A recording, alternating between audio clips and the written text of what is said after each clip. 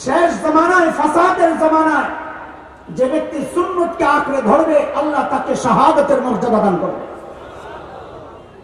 এই খবর সাহাবীদের জন্য না আমাদের জন্য? শেষ যুগের জন্য না ওই যুগের জন্য? তো বোঝা গেল শেষ যুগের আমলের দাম, রেট বেশি। নবী তো বলছেন, কথা বল না? হ্যাঁ, এটা আমাদের দিলের সান্ত্বনা। আসলে সাহাবীদের মতো আমল বানাইতে হবে। কেন? সোনার অক্ষরে লিখে রাখার মতো একটা কথা, এই দুনিয়ায় সাহাবীদের থেকে যত কাছাকাছি আসতে পারবো, হাসরেও তত কাছাকাছি থাকতে পারবো। এখানে যত দূরত্ব তৈরি হবে, হাসরেও ঠিক তত দূরত্ব তৈরি হবে। সাহাবীদের সাথে আমাদের মৌলিক একটা পার্থক্য বুঝে তারপর মূল কথায় ঢুকবো ইনশাআল্লাহ। মৌলিক পার্থক্য, আমরা ছোটবেলায় খেলাধুলা করছি, অস্বীকার করবো না, সুফি সাথী লেখাপড়াও করছি। এখনকার বাচ্চারাও খেলাধুলা করে, লেখাপড়াও করে। পার্থক্য কি? পার্থক্য আছে, আমরা খেলাধুলার ফাঁকে ফাঁকে লেখাপড়ার ফাঁকে ফাঁকে খেলাধুলা করছি, আর এখনকার বাচ্চারা খেলাধুলার ফাঁকে ফাঁকে লেখাপড়া করে। ঠিক সাহাবীদের সাথে আমাদের পার্থক্য এই একই। আমরাও আখিরাতের কাজ করি, যারা দিনদার মনে করি নিজেদেরকে, দুনিয়ার কাজও করি। সাহাবারাও দুনিয়ার কাজ করেছেন, আখিরাতের কাজও করেছেন। পার্থক্য কি? সাহাবারা আখিরাতের কাজ করেছেন, ফাঁকে ফাঁকে দুনিয়ার কাজ করছেন। আমরা দুনিয়ার কাজ করি, ফাঁকে ফাঁকে আখিরাতের কাজ করি। এই দূরত্বকে যত কমানো যাবে, হাসরে সাহাবীদের তত কাছাকাছি আমাদের অবস্থান হবে ইনশাআল্লাহ। এই জন্য সাহাবীদের জীবন আমাদের সামনে আনা দরকার। আমার ভাই আল্লামা আহমেদ জাহেরি হাফিজাহুল্লাহ শেষ দিকে হযরত সাইয়েদনা আবু বকরের প্রসঙ্গ এনেছেন, তার মর্যাদার কথা বলেছেন। চলেন সাইয়েদনা আবু বকর দিয়েই শুরু করি। সাহাবীদের জীবন সামনে কেন আনবো? একটা হাদিস আসছে ইবনে হিব্বানে, উনকুরু মাহাসিনা মাউতাকুম, তোমরা তোমাদের মৃত ব্যক্তিদের ভালো দিকগুলো আলোচনা করো। হাদিসের একজন রাবীর কারণে শেখ আলবানী রাহমাতুল্লাহ আলাইহি হাদিসকে মুনকারুল হাদিস যদিও বলেছে, তারপরেও আমরা হাদিসটা বর্ণনা করছি। কেন? ইবনে হিব্বান সহিহ বলেছে, এই জন্য বলছি। অতীতের বড়দের সুন্দর বিষয়গুলো আলোচনা করা এটা নবীর হুকুম। কেন? শেখুল ইসলাম কারি তৈয়ব রহমতুল্লাহ আলাইহি বলেছেন, হাকিমুল ইসলাম কারি তৈয়ব রহমতুল্লাহ আলাইহি বলেছেন, অতীতের নেককারদের ভালো দিকগুলো কেন আলোচনা করব? বলে দুইটা কারণ। এক নম্বর কারণ হচ্ছে তাদের মহাব্বত দিলে তৈরি হবে, তো তাদের জন্য দোয়া আসবে। দুই নম্বর কারণ হচ্ছে তাদের ওই ভালো দিকগুলো নিজের জীবনে বাস্তবায়নের চেষ্টা করব, এটা হচ্ছে মাকসাদ। হযরতে সাহাবায়ে কেরামের জীবনের আলোচনার মাকসাদ এইটাই, তাদের মহাব্বত তৈরি হওয়া, তাদেরকে মহাব্বত করা মানে নবীকে মহাব্বত করা, আর তাদের ওই জীবনের সুন্দর বিষয়গুলো নিজেদের জীবনে বাস্তবায়ন করা, এটাই হলো মাকসাদ। চলেন হযরত আবু বকর সিদ্দিক রাদিয়াল্লাহু আনহুর জীবন থেকে কিছু কথা শুনি। আখিরাতের প্রস্তুতি কেমন ছিল, বিষয় হলো এটা। আখিরাতের প্রস্তুতি কেমন ছিল, আমাদের প্রস্তুতি কেমন, মিলায়া দেখি। দূরত্ব থাকলে দূরত্ব কমায়া নি ইনশাআল্লাহ। সাইয়েদনা আবু বকর যখন খলিফা, তো তার দরবারে বিধবা অসহায় নারীদের লিস্ট থাকত। কেন?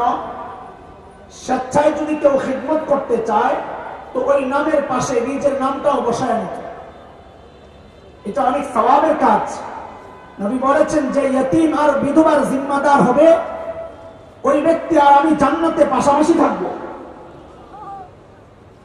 আফসোস, শত আফসোস, এখনকার যুবকরা, ছেলেরা, মেয়েরা অন্য বিধবার দায়িত্ব নিবে থাক দূরের কথা, পোড়া কপাল নিজের বিধবা মায়েরই তো খেদমত করে না। আফসোস। একদিন হযরত ওমর ফারুক রাদিয়াল্লাহু তাআলা আনহু আসছে। কেন? এক নাম নিয়ে তিনিও বিধবার কাজ করবেন। কত বড় মানুষ ওমর, আখিরাতের ফিকির বুঝাইতেছে। নিচে একটা নাম শুধু খালি। হযরত ওমর ওই নাম ধরে পরদিন সকালে ফজরের পর যারা বুড়ির বাড়িতে হাজির, কাজ করবে ওমর। চিন্তা করেন কত বড় মানুষ ওমর, বুড়ির বাড়ির কাজ করবে। কখন গেছেন আমাকে একটু জোরে সরে বলেন তো, কখন গেছেন? ফজরের নামাজের পর।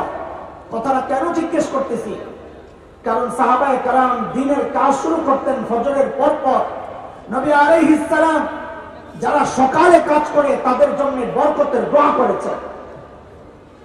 আমাদের জন্য দুর্ভাগ্য, আমরা সকাল ঘুম দিয়ে শেষ করি, বরকত আসবে কোথেকে? শেখ ইবনুল কাইয়্যিম রাহমাতুল্লাহি আলাইহি যাদের মাদের মধ্যে আসছে, যারা সকালে ঘুমায় তাদের ঘর থেকে কোনোদিন অভাব দূর হবে না, তিনি বলেছেন। বিশেষ করে মাদ্রাসার ছাত্ররা আমরা সকালে একটু না ঘুমাইলে সারা দিনটা বেকার। বলে ভাই নাস্তা করছো? হ্যাঁ করছি। কি দিয়া নাস্তা করছো? বলে ঘুম দিয়া। কি দিয়া? এমনই তো আলোচনা হয়। পরদিন সকাল ফজরের পরপর সাইয়্যিদনা ওমর বুড়ির বাড়ির দরজার সামনে যায়, দরজা নক করে বলে, বাড়ি আপনার ঘরের কাজগুলো করার জন্য আমি ওমর ইবনুল খাত্তাব হাজির। বুড়ি ভেতর থেকে জবাব দেন, বাবারে প্রতিদিন যেই আল্লাহর বান্দা আমার ঘরের কাজগুলো করেন তিনি ইতিমধ্যেই ওই কাজ করে চলে গেছেন। অবস্থ কখন? কথা বলে না, বোবা হয়ে গেছো? একটা তাকবীর দাও তো জোরে সোরে, লিল্লাহি তাকবীর। এটা তো অন্য এলাকার তাকবীর, তাকবীর হাটহাজারীর তাকবীর তো এটা না। লিল্লাহি তাকবীর। পছন্দ হয় না?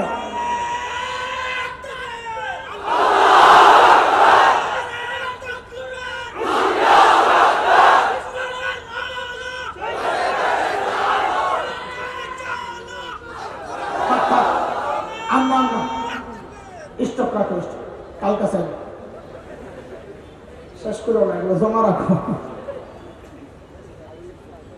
আজকে তাকবীর টাকবীর একটু কম দিও, দেওয়ার উপলক্ষ আমি তৈরি করবো না সহজে। যদি সিফাসাবাদী আয়া পরে ভিন্ন জিনিস, আমি চেষ্টা করবো যেন ওই উপলক্ষ তৈরি না হয়। আমি নিজের খুব কষ্ট করে আজকে আগায় যাবো, আজকে সিফাসাবাদিয়া।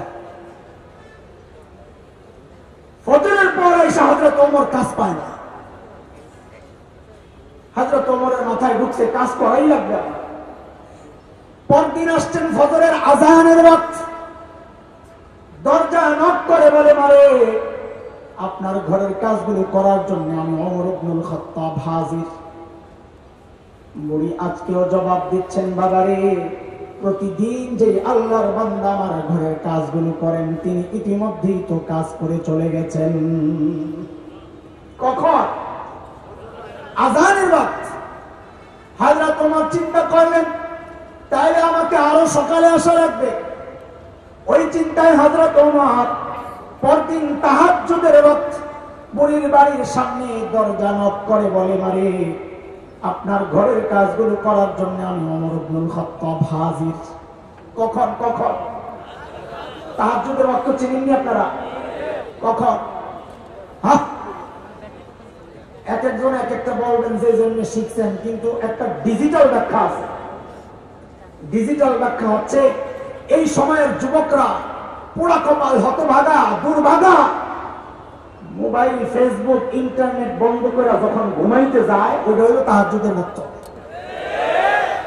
সারা রাত সজাগ ঘুমাইতে যায় তাহাজ্জুদের ওয়াক্ত। সবচেয়ে কপাল পড়ছে হলো রাতের চোর, যারা রাত্রে যারা চুরি করে এগো কপাল শেষ। যেই ঘরে রাত্রে চুরি করতে যায় দরজার ফাঁক দিয়া দেখে মানুষ ঘুমাইছিনি এমন কোন ঘর পায় না। যেই ঘরেই যায় যায় দেখে কেউ না কেউ আসমানের দিকে হাত তুলে মুনাজাত করে বের। কত ঠিক? পোড়া কপাল কোথাকা। তাহাজ্জুদের ওয়াক্ত হযরত ওমর যায় হাজির। মা কাজ দেন, কাজ। আজকেও হযরত ওমরকে অবাক করে বলি জবাব দিচ্ছেন, বাবা প্রতিদিন যিনি করেন তিনি তো কাজ করে চলে গেছেন। কখন? এটা তাহাজ্জুদের ওয়াক্তে যায় হযরত ওমর কাজ পায় না। এইবার হযরত ওমরের টনক মরছে, কিরে ভাই আমার কাজের দরকার নাই, আগে বুজুর্গ বাইর করা লাগবে। কে এই লোক এই গভীর রাতে এসে কাজ করে? পরদিন এশার নামাজের পর সাইয়্যিদনা ওমর ইবনুল খাত্তাব রাদিয়াল্লাহু আনহু বাড়ির সামনের এক ঝোপের আড়ালে চুপচাপ বসে আছেন। দেখবেন এই গভীর রাতে কে কাজ করতে আসে। হযরত ওমর লক্ষ্য করলেন এক আল্লাহর বান্দা খালি পায়ে পা টিপে টিপে চোরের মতো বুড়ির বাড়ির দিকে আগাইতেছে। হযরত ওমর রেডি আসেন, যেই না সামনে আসতে হযরত ওমর দাঁড়ায় গেছেন। মানটা আয় কে আপনি? বাপরে, হযরত ওমরের যে আওয়াজ! রাত গভীর, মানুষটাও একা। এইরকম কোন সিচুয়েশন আর পরিস্থিতির মুখোমুখি যদি আমি হতাম, কেউ হঠাৎ দাঁড়ায় যদি বলল কে, আমি তো সাধারণ কাপড় নষ্ট হয়ে আওয়াজে ওই ব্যক্তি ভয় পাবেন থাক দূরের কথা, বরং হযরত ওমর যাকে দেখেছেন দেখা নিজেই চমকায় গেছেন। দেখেন ইনি আর কেউ না, খলিফাতুল মুসলিমিন আবু বকর সিদ্দিক রাদিয়াল্লাহু আনহু। হযরত ওমর তো অবাক হয়ে গেছেন। আবু বকর আপনি? আরে আপনি? পায়ের দিকে তাকায় দেখে জুতা নাই। হযরত ওমর আবু বকরকে বড় মহব্বত করতেন, লাইগা থাকতেন। লাইগা মানে বেশি আমল করার লাগা, এটা গুতাগুতির লাগা না, প্রতিযোগিতা, বেশি আমল করবে। এই আবু বকর, সুফিগিরি দেখান না, জুতা কই? খালি পায়ে আসছেন কেন? আহারে সরল সোজা আবু বকর জবাব দিচ্ছেন, ওমর জুতা পরলে চটচট আওয়াজ হয়, মানুষের ঘুম নষ্ট হবে, মানুষের ঘুমের ব্যাঘাত ঘটবে, এই জন্য আমি জুতা খুলে আসছি। ইসলামী শাসন ব্যবস্থার সৌন্দর্য গুলা শীর্ষ ব্যক্তিত্ব জুতা খুলে রাতে হাঁটে যেন জনগণের ঘুম নষ্ট না হয়। অথচ ঘুম তো দূরের কথা, জনগণের জানের তো কোনো নিরাপত্তা নাই।